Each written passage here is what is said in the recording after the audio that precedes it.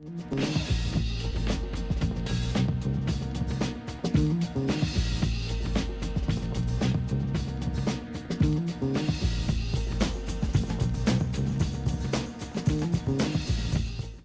my name is Pieter de Haan.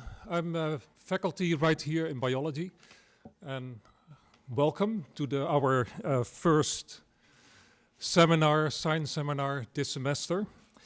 The series are sponsored by the CIRM, and that is the California Institute for Regenerative Medicine.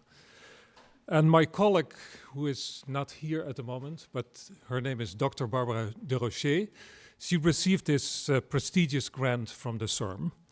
And this grant basically pays for internship at institutions like Corey, UCSF, UC Berkeley, Stanford, etc., and some private companies to do stem cell research, and that is part of the biotechnology program. But okay, today we are joined with Professor Tom Carlson. Dr. Carlson is a pediatrician in the Oakland area and senior lecturer of the Integrative Biology Department at Cal. He is a teaching professor for medical ethnobotany, human anatomy, human reproduction, and evolutionary medicine. His primary research interests are in medical, nutritional, ethnobotany, ethnoecology, ethnoepidemiology, and the ecology and evolution of human diseases. So it is with my great pleasure to welcome Tom Carlson. Delighted to be here. I just must say you've got a beautiful facility here, a beautiful lecture hall, and walking around Berkeley City College, very, very impressive. I've had students over the years that have transferred from Berkeley City College into UC Berkeley, and they were always very well prepared. So you should be proud of this city college here. It's wonderful. So I am delighted to have the opportunity to speak to all of you tonight and related to let's see here, okay, the ethnobotanical contributions to human health. So ethno means people, botanical or plants, and so I'll be defining these terms, and I'm going to kind of get into a broad view of how ethnobotany contributes to human health. I mean, you can think of single molecule pharmaceuticals, and I will refer to some of those and some of that data, but also more broadly traditional medicines and also different food plant varieties that are present in different areas around the world. So I'm in the Department of Integrative Biology as well as the University Herbarium. And so UC Berkeley has, in addition to a variety of departments of biology, there's also the Berkeley Natural History Museums. And the Berkeley Natural History Museums have a museum of paleontology, museum of vertebrate zoology, museum of invertebrate zoology, a museum of anthropology, the Human Evolution Research Center, and also the herbarium that has plant collections. And the Berkeley Natural History Museums have what has been reported to be the second largest number of collections of any natural history museum, only second to the Smithsonian in this country. Now, these aren't displayed like the Smithsonian Museum or the Field Museum in Chicago. They're in cabinets and primarily there for people to study. But consider the Berkeley Natural History Museums a resource for any of you who might be interested. And the University Herbarium, we have about 2.3 million dried specimens. So when I talk about ethnobotany, what you have here is the botany part, the plant. And when you bump into most botanists, they know anything and everything about plants other than how humans can use them for foods or medicines, okay? The field of botany is kind of siloed, and they do wonderful work on the ecology of plants, the systematics of plants, genetics, but I like to cross disciplines. And so the field of ethnobotany looks at how plants influences human health. Could be food plants, could be medicinal plants, but there's another element that's very important, and that's culture. And so that brings in social sciences, anthropology, okay? And what this allows you to do is get an understanding of how these amazing biocultural systems around the world have figured out how to use and manage and nurture and care for their ecosystems. So a broader term is ethnobiology, and that would be how different, and it's typically indigenous cultures, let's just say local communities, local cultures, how they understand, perceive, classify, use, manage, nurture their biological ecosystems. So this is very broad. So under that is the ethnobotany, ethnomycology, how local people have figured out how to use the mushrooms and the fungi, ethnozoology, interactions with the animals. So just speaking of medicines, and I'm not going to, just part of my talk will focus on this, but when you think of ethnobiology as a mechanism for FDA-approved drugs, it's not just a cool, groovy idea, okay? This analysis between 1981 and 2006 that analyzed all the FDA-approved drugs during this period at a rate of about 1 a week found that 70% of all of these new FDA-approved drugs have been derived from natural products. Biological organisms' development was influenced by the structure or function of natural products.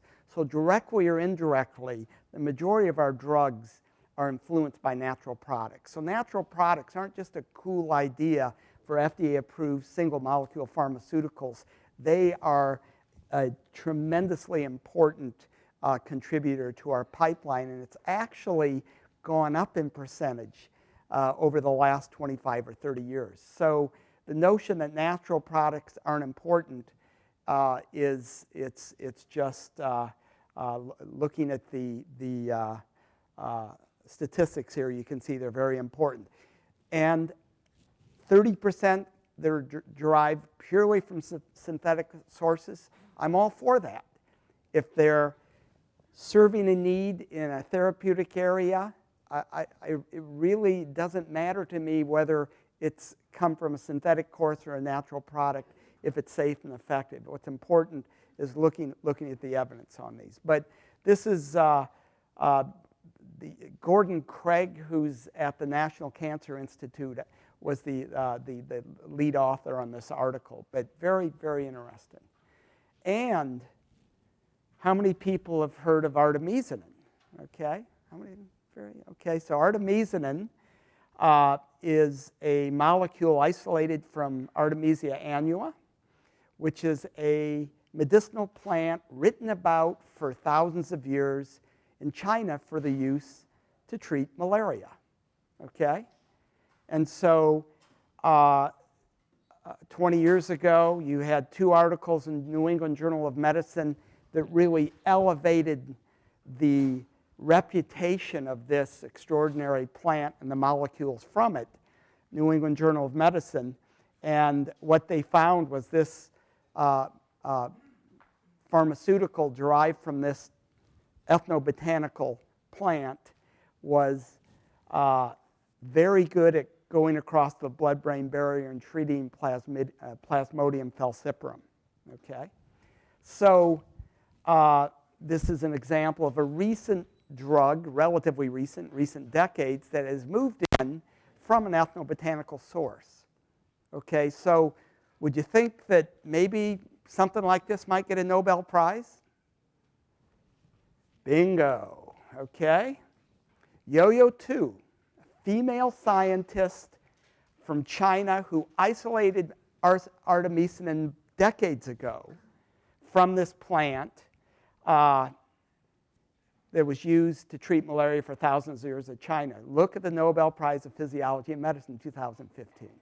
So what's important is that this method, because of the many contributions of natural products, of which there are many, a subset of that are ethnobotanical. And this is a great example of that. And we think of plants for foods. We look at the origins of domestication of many of our foods was between 7,000 and 12,000 years ago in a variety of areas of the world where they had the origins of agriculture, okay? But these were generated through nutritional ethnobotanical mechanisms. If you look at food plants today, these food plants were generated by people without college degrees before universities even existed anywhere in the world, through their own ethnoscience, looking at their ecosystems and figuring out how to use the plants, how to do selective breeding. By the time kind of 1800s modern science came in, there were already over 1,000 varieties of apples. Okay? So these were developed by local people who didn't have college degrees, and this is what some of the contributions are from this ethnoscience. So what I like to look at are these valuable, rich biocultural systems around the world. So we hear about species extinction, and it's very important to protect as many species from biodiversity and ecosystems all over the world. And then there's extinction of languages. In fact, languages are at greater risk. A higher percentage of languages will be lost 20, 30 years from now than percentage of organisms of plants and animals. So languages are at tremendous risk. And so are these biocultural systems. And these biocultural systems, by design, are very locally based. They depend on the use of the surrounding ecosystem, the resources they have in the immediate area for their foods and medicines. So you have these diverse biocultural systems. Within these, they've devised some very clever agro-ecosystems.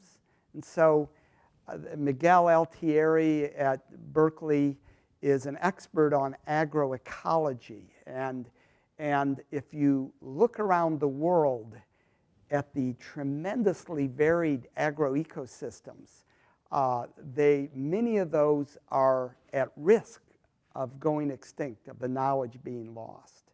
Okay? And typically these agroecosystems weren't monocultures. They would intercrop different species together, like corn, bean, and squash together in the same field.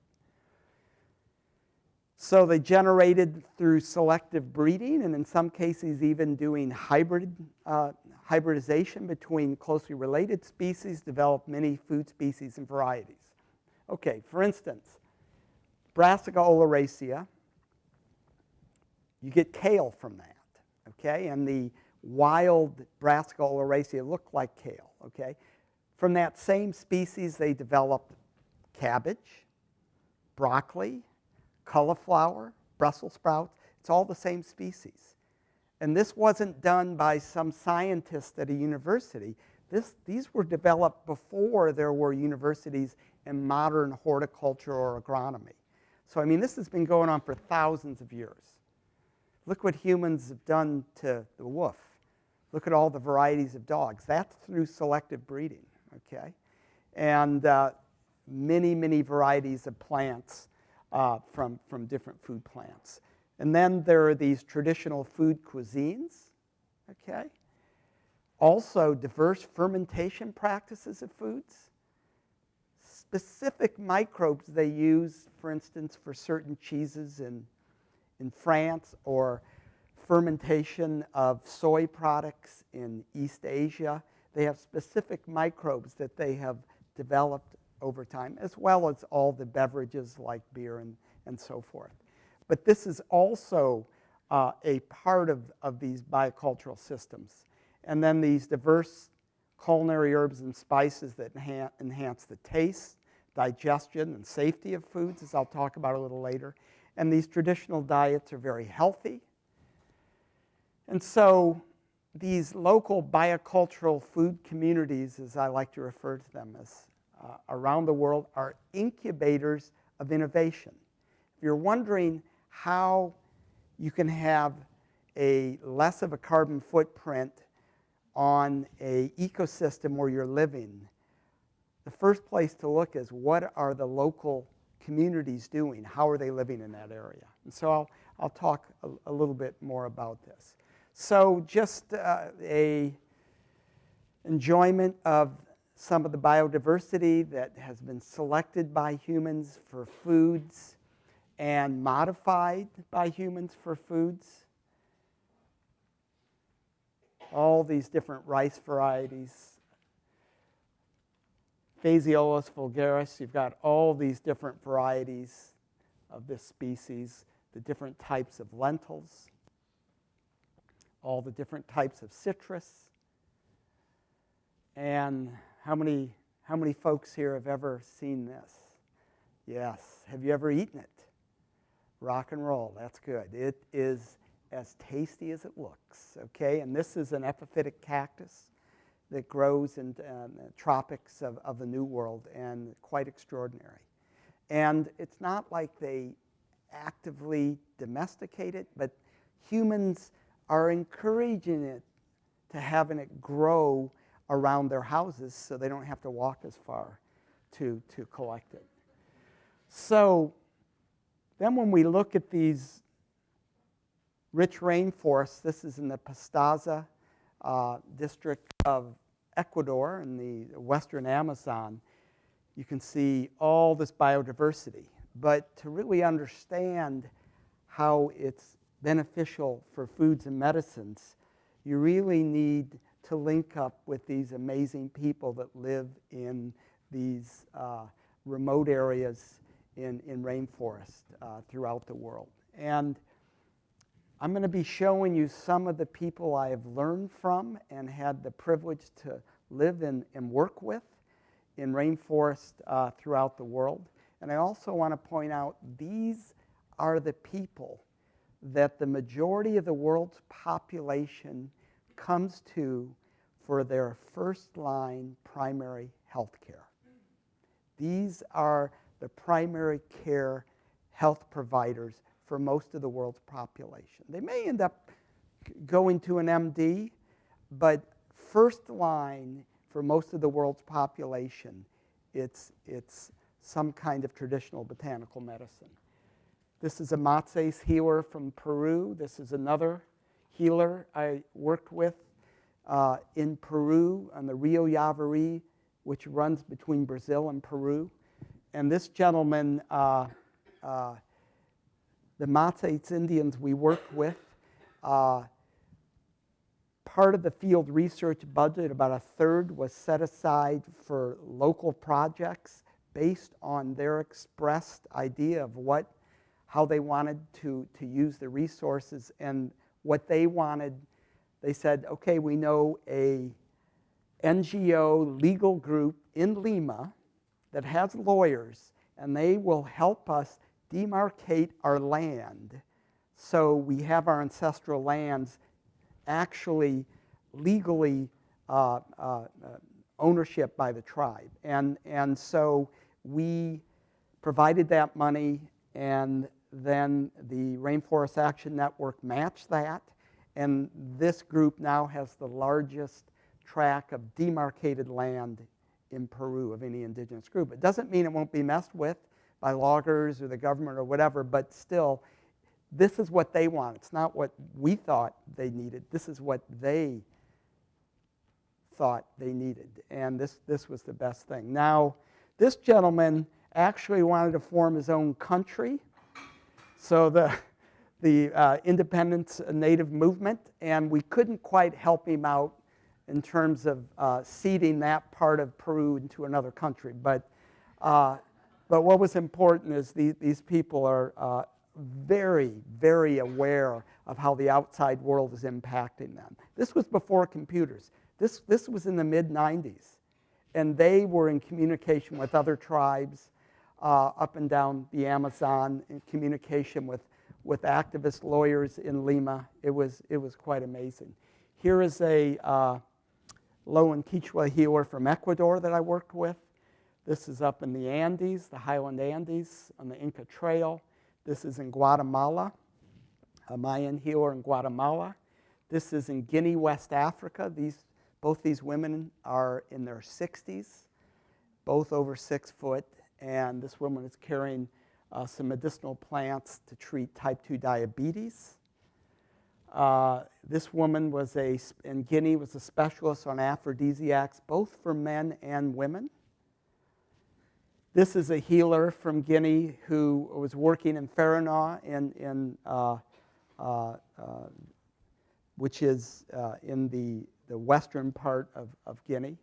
And he was in this urban area selling different herbs.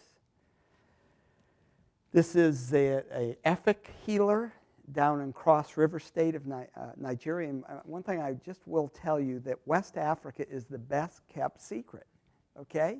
It is an amazing place. The energy level just is crackling.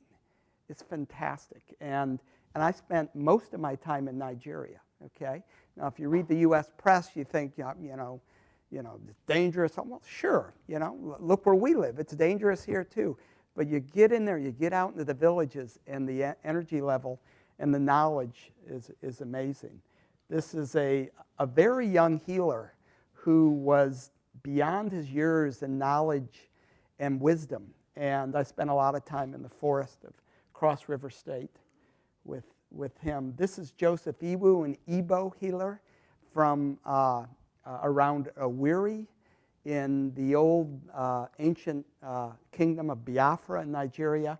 And you can see him surrounded by these children. Well, there in these villages I was working, the parents were working during the day. They were in the fields working on the agriculture. And so the kids tended to hang out with the elders, okay?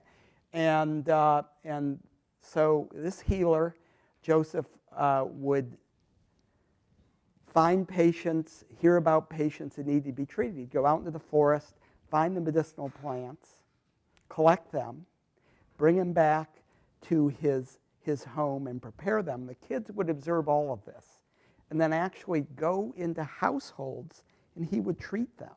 And the kids were observing this now and learning. And so the question is, would these kids be better off in a schoolhouse 3 or 4 hours a day or hanging out with their elder, okay? Because they're learning about things that will enable them to survive and thrive in that ecosystem. And they've done studies and found that the knowledge base for the recognition of plants starts plateauing. I'm talking about hundreds of species that they recognize and have names for, of plants and other organisms, hundreds of species. They start plateauing around the age of 9 or 10. They already know as much as the adults. It's really quite and so there's this whole field of ethnotaxonomy, because if you talk to these communities, they have very specific ideas of how they classify these organisms. Okay? Not to mention how they use them, also how they manage them. You get into the realm of ethnoecology. And so one thing I tell my colleagues at Berkeley, whether you're doing health-related work or you're doing conservation work and you're going to go into an area, I mean, Medicine's Home Frontiers, no question, does great work. But they would do much better work if they arrived and took the time to talk to the traditional healers and hear their perspective and include them in the overall health provision picture. okay? Likewise, conservation groups. They want to figure out how to best manage an ecosystem. Who better to ask than local people that live in those areas? And so I think it's very important to integrate the global science with the local ethnoscience. Here's a gentleman from Borneo, and this is his wife. Trust me, they're a power couple. This is East Kalimantan. And you can see her earlobes. That would humble anybody on Telegraph Avenue, okay? And amazing people, amazingly energetic, and very knowledgeable. Here is in Papua New Guinea. As a pediatrician, I was very, very keen on their interactions with their kids. And here they tended to carry them side saddle. It was pretty cool. This is in Papua New Guinea near the Sepik River. This is a healer that I was working with there. So as we reflect on these people and their interactions with their ecosystems, they really do imbibe the locavore lifestyle. We're really into the slow food, going to the farmer's market. It's all good. And you're so close to it here at the City College on the Saturday market. It's all good. But these rural populations truly embody this locavore, slow food lifestyle. The ways these populations produce, gather, transport, prepare, and consume their foods and medicines has a minimal carbon footprint and therefore mitigates climate change. So when you are gathering your foods from your garden and your medicines from the surrounding ecosystem, imagine the carbon footprint compared to the carbon footprint for the modern globalized foods grown on these, beef produced on these CAFOs, okay? These highly intensive agriculture using all these pesticides. Things are traveling thousands of miles sometimes. When you live this very local existence. And so this was an article I contributed to the International Panel on Climate Change and Working Group 3. This was like 15, 16 years ago. And at that time, I was really one of the few people talking about, well, what about the indigenous people? The thing about these indigenous people is that they're the least responsible for the cataclysmic mess we're moving into with climate change. The least responsible, yet the most vulnerable. And so, yet these populations embody within their biocultural systems ideas to help put solutions together to live on a much softer footprint on this planet. And not just ecologically, but also in terms of health. With this consumption of the global processed refined foods, there's an evolutionary mismatch between our modern diets and our ancestral local diets. Okay? And this contributes to many health problems. So nutritional ethnobotany and medical ethnobotany from biocultural systems around the globe contribute affordable and locally available foods and medicines that enhance human health with a minimal carbon footprint. So these traditional food systems enhance human health, enhance cultural health, enhance ecosystem health. And when I say cultural health, the sense of identity many cultures have with important food plants or medicinal plants. If they have not interacted with a certain food for a while, they've immigrated here, and then they go into a community where they get fufu. They're from Ghana, and they haven't had fufu in a long time, pounded yam, and how important that can be nutritionally, but also culturally. So now I'm going to shift a little bit to contributions of ethnobotany to malnutrition and vitamin A deficiency blindness. As a pediatrician, I did work for the SAVA Foundation. Anybody hear about the SAVA Foundation? Yeah. So I was their first volunteer in 1981. Larry Brilliant sent me over to India. And what I was sent there for was to do nutritional ethnobotanical work to identify good sources of beta-carotene in the local foods, wild edibles, and in gardens. And so malnutrition, vitamin A deficiency, if you look around the world, there still is far, far too much malnutrition. Any at all is unacceptable, okay? But malnutrition in children, they're particularly vulnerable 6 months to 3 years of age, often associated with recurrent diarrhea and other respiratory infections. A very simple thing. I remember back in 1990, there was this slogan, clean water for all by the year 2000. We're farther away from it now than we were in 1990. And so contaminated water, people consume it, and they get diarrheal pathogens, and it just keeps cycling.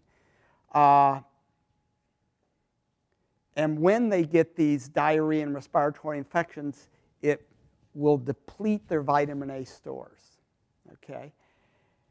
And the infections also decrease appetite, reduce vitamin A absorption. So here in the US, you know, they can go into a hospital, get an IV to, you know, when they have dehydration. And, but if you're in a remote village, you don't have those abilities. And unfortunately, there's in many areas in tropical regions, the main cause of death of infants and children is diarrhea and dehydration.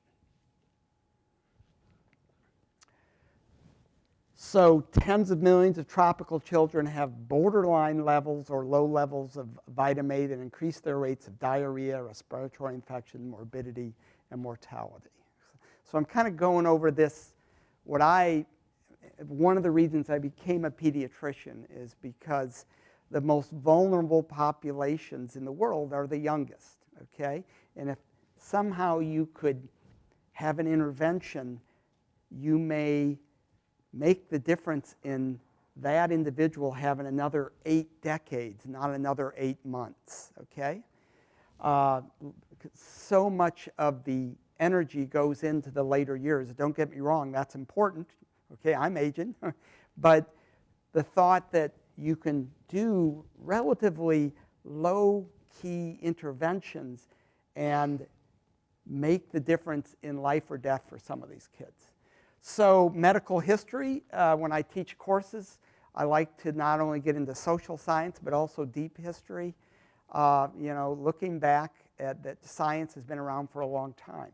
So this is in Egypt, 3,500 years ago, Greece over 2,000 years ago, vitamin A deficiency, and one of the manifestations is dry eye was described in both of these areas in writing. And interesting, in both these areas, they treated it with ox liver, okay? So ox liver, you store vitamin A. So they had figured out that this vitamin A was very rich in these livers. And so they'd figured that out 2,000-3,000 years ago. So vitamin A is a 20-carbon cyclic alcohol, fat-soluble. Beta-carotene is just 2 linked vitamin A molecules, okay? So we have vitamin A here, and you have this linkage, and that makes a beta-carotene. So vitamin A can save sight as kids have chronic, recurrent diarrhea, respiratory infections. It depletes their vitamin A levels, reduces their appetite. They're not consuming as much, not absorbing as much, and the vitamin A levels get low. And what happens is the rhodopsin formation, which comes from vitamin A. So they call it retinol, retina, right? It's pretty important for vision. And rhodopsin formation for vision. If you have low levels, this is reduced. Also, epithelial surface growth. So when you think of the respiratory tract or the GI tract, the first line of defense is our epithelium. This gets debilitated when you have low vitamin A levels. And also, the immune system gets debilitated when you have low vitamin A levels. So in terms of ocular manifestations is here in the retina, the first sign is night blindness, where kids are not able to see well in the dark. And then you get dryness of the conjunctiva. And then ultimately, in a more advanced form, you can get dryness and scarring of the cornea. And generally, once it's progressed to that point, many of those kids end up dying, unfortunately. It's called keratomalacia, where the cornea actually dissolves like it melts. So vitamin A deficiency, once again, they're more susceptible to infections, diminishes their barrier functions, the epithelium, and they've shown low vitamin A levels in children have been shown to be associated with increased rates of respiratory infections, increased rates of diarrheal infections, and increased rates of overall mortality. This is Al Summers, Johns Hopkins School of Public Health dean, who did a lot of this work. And so this vitamin A deficiency is often associated with severe malnutrition, kwashiorkor. So kwashiorkor, the name is derived from the Ga language in coastal Ghana. And it's translated as the sickness the baby gets when the new baby comes. The new baby comes, the other baby gets weaned. Gets weaned, isn't getting all those protections of the breast milk, and more likely to be consuming things like contaminated water. But that's where the name kwashiorkor comes from. And reflecting the development of the condition in children who have weaned from breast when a younger sibling is born, associated with very, very low levels of vitamin A. So this is, I was doing work in southern Mexico on corn, bean, squash agroecosystems 35 years ago, and as an undergraduate. And here we were living in a town by the name of Cardenas, Tabasco. And these were our neighbors. There was a dirt floor hut, and this baby was obviously weaned, but wasn't even weaned because, to make matters even worse, there were people, this was in 1980, walking around dressed like doctors and nurses, going into these homes that had no running water and saying, take this powder and mix it with water and it'll be better than your breast milk. And this was Nestle's, Similac, all these major companies were doing this. And finally there was a stop put to that, thank God. But this kid died about a month after I left. I don't know the outcome of this child, but you can almost guarantee their vitamin A levels were also very low, and but what they were getting was recurrent diarrhea. They did not have running water. The water was contaminated, had recurrent diarrhea. Here is severe protein energy malnutrition and vitamin A deficiency in Tamil Nadu, southern India, where I was working with the Seva Foundation. Here's a kwashiorkor. And you can see they have very low protein, and so fluid gets out, edema, okay? And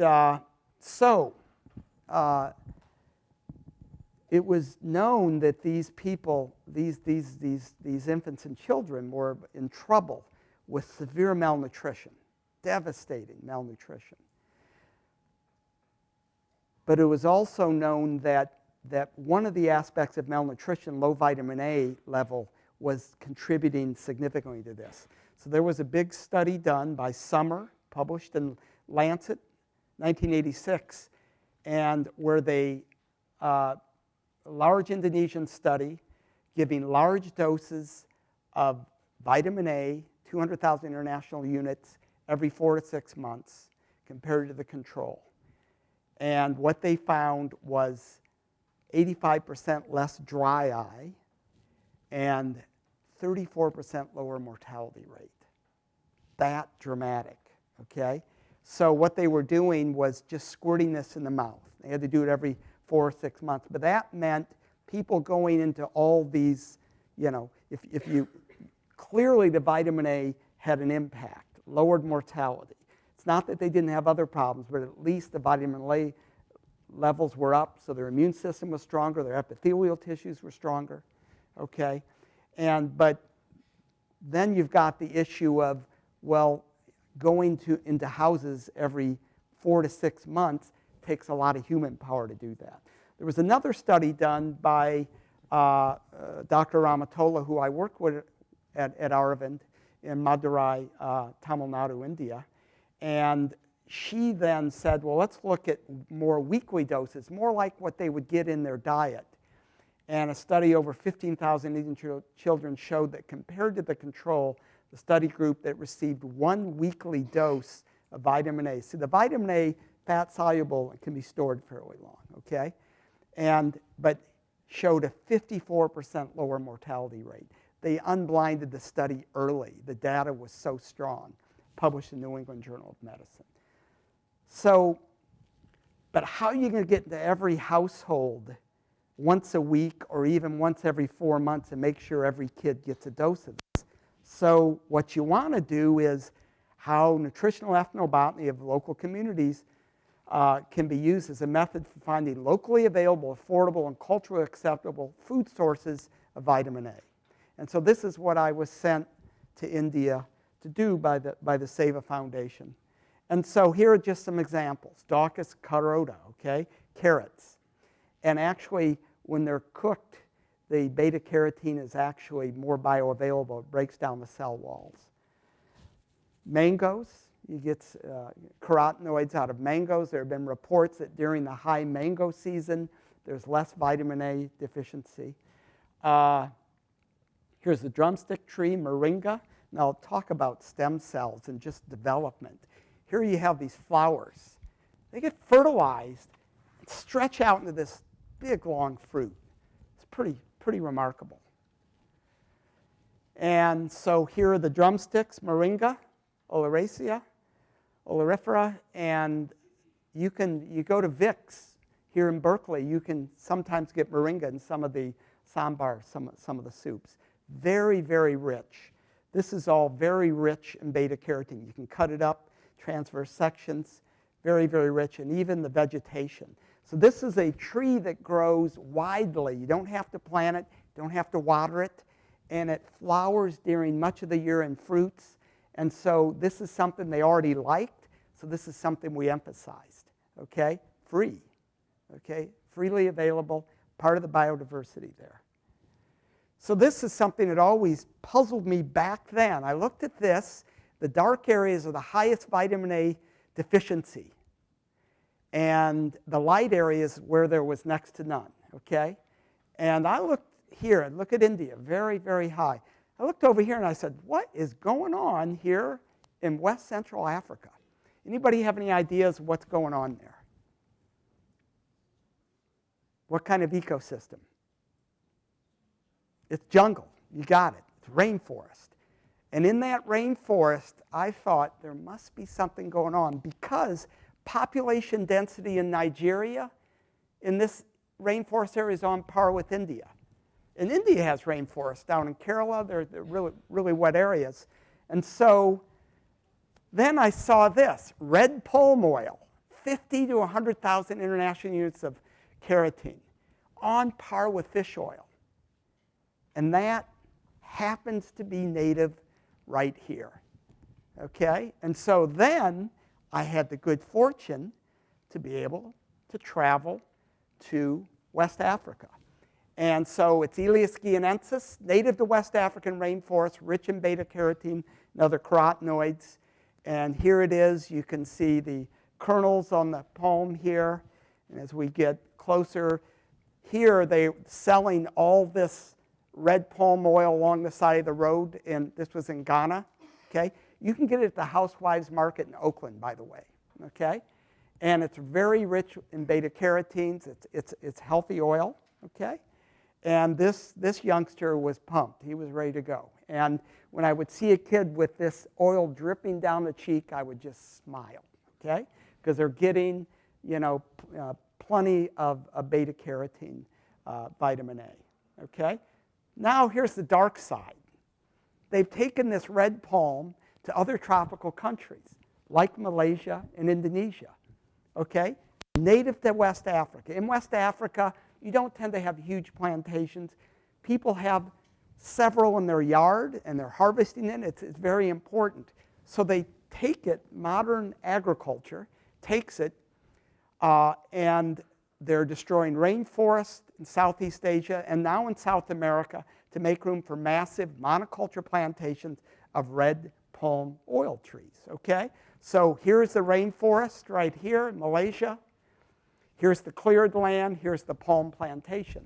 And you get in, you look at the palm plantation. I guess I should start using this. Look at the palm. They're beautiful, but it's a monoculture. I mean, look at this. Think of this. Orangutans, the whole thing. In Borneo, orangutans are being greatly threatened by these palm oil plantations. Okay? And then on top of that, they bleach out the carotenoids. Okay? And they often will even hydrogenate it. And then it shows up as palm oil in global foods because it's really cheap. Because you can bet they're paying people tons of money to work there as laborers. And then what they're doing is displacing small farms. Not only rainforests, but small farms. So they bleach it, sometimes hydrogenate it, makes oil less healthy, more expensive, diminishes both human health and ecosystem health. So it's an interesting story. And so rural poor are losing their small farms and gardens to make way for large-scale industrial agriculture, okay? And so you have to really think about the social impacts of a new high-yielding crop, okay? Is it really going to get into the bellies of the poor? And what about those farmers that are losing their small farms, okay?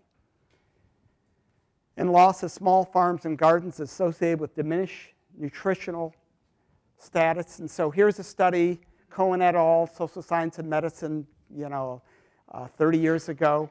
And he just showed land holding, having, an acre or more, or just having a garden over half the size of the house was associated with significantly less night blindness at a third or 40% of the rate as people who didn't have a garden or had a very small plot of land.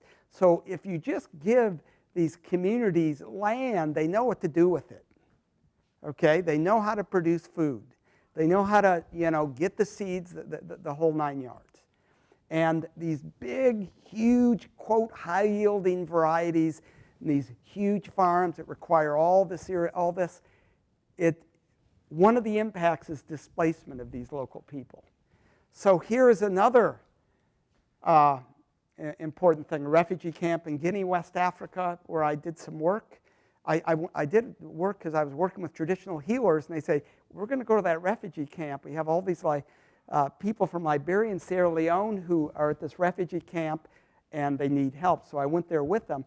There was the UN, Medicine Sans Frontières, and all well-intentioned, but what I found was quite a number of those people had what I would give a Western medical diagnosis of post-traumatic stress based on what was done to them or what they saw done to other people. That's what they were experiencing.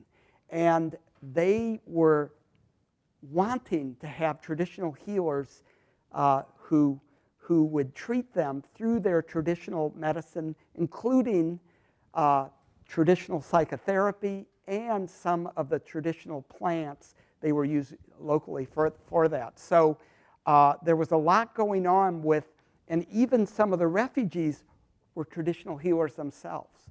And look what they had out here. They had a forest. And they had a forest with plants in there that they recognized because they were some of the same species as back in Liberia or Sierra Leone. And then they were putting in gardens. So as, you know, one thing about these refugee populations is their survival is their ability to use their ethnobotanical knowledges contributes significantly to their survival. And also their ability to fish and all these other things. So, shifting now, and I'm going to go through this rather quickly. A variety of herbs and spices that inhibit the development of bacterial food poisoning, induced diarrhea. So you wonder, what about all these herbs and spices, okay? And they increase the production of digestive enzymes, enhance the digestion of food. You ever chew on some fennel seeds after an Indian restaurant, and you just feel it lightens up? They have these digestive liqueurs at Cesar's, right? You take just a shot, and it has plant extracts that stimulate digestive enzymes, okay? They also enhance the flavor of the food. We all like the herbs and spices, but they also inhibit the development of bacterial-induced food poisoning.